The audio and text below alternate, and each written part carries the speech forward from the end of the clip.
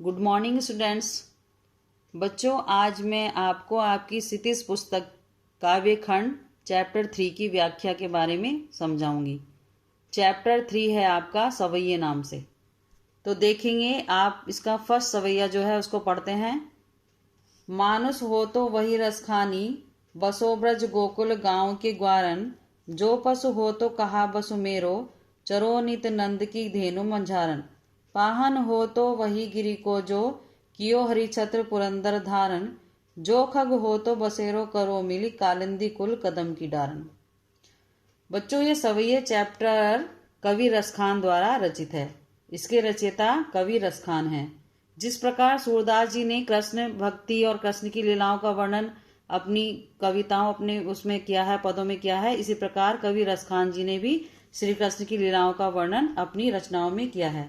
तो देख लीजिए यहाँ पर कवि पहले सवैये में क्या कह रहे हैं। कवि कृष्ण के प्रेम में इतना तल्लीन है कि उनकी इच्छा है कि यदि वे मनुष्य के रूप में जन्म लें तो ब्रज और गोकुल गांव के ग्वालों के बीच ही रहना चाहती हैं।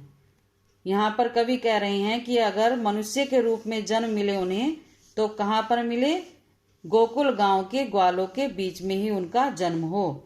रसखान कहते हैं कि यदि मैं पशु के रूप में जन्म लूं तो कैसे रूप में लेना चाहते हैं, नित्य नंद की गायों के बीच ही चरूं। नंद की गायों के बीच ही चरना चाहते हैं, गायों के बीच ही रहना चाह रहे हैं। रसखान की इच्छा है कि विधाता यदि मुझे पत्थर बनाए तो उसी गोवर्धन पर्वत का पत्थर बनाए जिसे ब्रज की रक्षा के लिए इंद्र के कारण कृष्ण ने छतरी की भांति उठा लिया था। रसखान की कामना है कि यदि मैं पक्षी बनूं तो मेरा बसेरा कहाँ पर हो, यमुना तट पर जो स्थित है वृक्ष कौन सा, कदम का वृक्ष, उसी के नीचे खड़े होकर कृष्ण बंसी बजाते हैं तो उसी पेड़ पर मेरा बसेरा हो। तात्पर्य यह है कि रसखान प्रत्येक स्थिति में कृष्ण का जो है सानिध्य प्राप्त करना चाहते हैं, कृष्ण के साथ ही रहना चाहते हैं। अब देख लीजिए दूसरा सवैया। या लकुटी अरु कामरिया पर राज तिहू, पुर को तजी डारो। आठों सिद्धि नवो निधि के सुख, नंद की गाय चराई बिसारो। रसखान कबो इन आखिन सो, ब्रज के बन बाग तड़ाग निहारो। कोटिक एक कल धोत के धाम, करील के कुंजन ऊपर वारो। इस सवैये में देखिए क्या कह रहे हैं। कृष्ण की लकुटी और कंबल पर मैं तीनों लोगों का राज्य भी न्योछावर कर दूं। कवि क्या कह रहे हैं कि कृष्ण की लकुटी और कंबल पर मैं तीनों लोगों का राज्य न्योछावर करने को तैयार हूँ। आठों सिद्धियों और 9 निधियों के सुख को भी यदि नंद की गाय चराने का अवसर मिल जाए तो भूल जाऊं। कवि कह रहे हैं कि 8 सिद्धियों और 9 निधियों का जो सुख प्राप्त होता है, अगर मुझे नंद की गाय चराने के लिए मिल जाए तो मैं सारे राज को त्याग दूंगा। रसखान कहते हैं कि यदि केवल एक बार भी इन आंखों से मैं ब्रजमंडल के वन बागों को देख पाऊं तो उन पर करील के कुंजों पर सोने के बने करोड़ों भवनों को न्यौछावर कर दूं।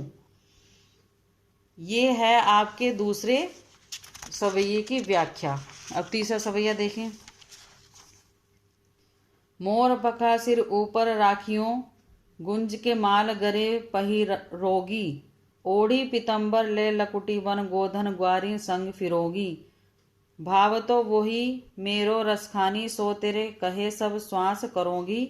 या मुरली मुरलीधर की, अधराधन धरी अधरा न धरोगी। यहाँ पर देखिए क्या बताया गया है।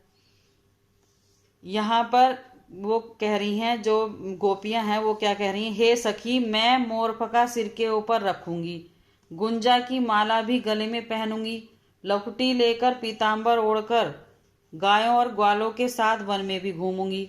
रसखान कहते हैं कि गोपिका अपनी सखी से कह रही है कि कृष्ण मुझे इतना भाते हैं, मतलब इतना पसंद करती हूँ मैं कृष्ण को कि मैं उनके रूप का प्रत्येक स्वांग, मतलब उनकी हर रूप में नकल करने के लिए तैयार हूँ। लेकिन शर्त यह है कि वह मुरली जो उस कृष्ण के अधरों मीन्स होठों पर विराजमान रहती है, उसको कभी मैं अपने अधरों पर नहीं रखूंगी।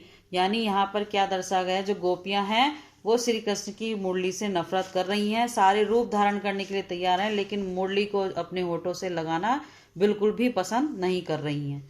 अब देखिए चौथे सवैये में क्या है। काननी दे अंगूरी रहीबो, जब ही मुरली धुनि मंद बजै है। मोहनी तानन सो रसखानी, अटा चढ़ी गोधन गहे तो गहे। टेरी कहो सिगरे ब्रज लोगनी, काली कोहू कितनो समझै। मायरी वा मुख मुस्कानी, सम्हारी जह न जह न जह। देखिए यहाँ पर क्या कहा है। जब कृष्ण मंद मीठी धुन में बांसुरी बजाएंगे तो मैं कानों में उंगली कैसे दे लूंगी। जब वे अपनी मोहनी मुस्कान से गोधन के गीत गाएंगे और घर की अटारी पर कैसे न जाऊं। इसलिए गोपी कहती है कि मैं बार बार पुकार कर ब्रज के लोगों से कह रही हूँ कि कल जब वे यहाँ आकर मुस्काएंगे तो सबके लाख समझाने पर भी उनको मुस्कुराहट के प्रत्युत्तर में मुझे भी मुस्कुराना ही होगा। अर्थात मैं कृष्ण की मुस्कान की मादकता से बच नहीं सकती। ये आपके 4 सवैयों की व्याख्या थी। अब जो इसमें आपके चैप्टर में प्रश्नोत्तर हैं वो आपको ग्रुप में सेंड कर दिए जाएंगे। आप अपनी नोटबुक में अपना कार्य जरूर करते रहें। धन्यवाद।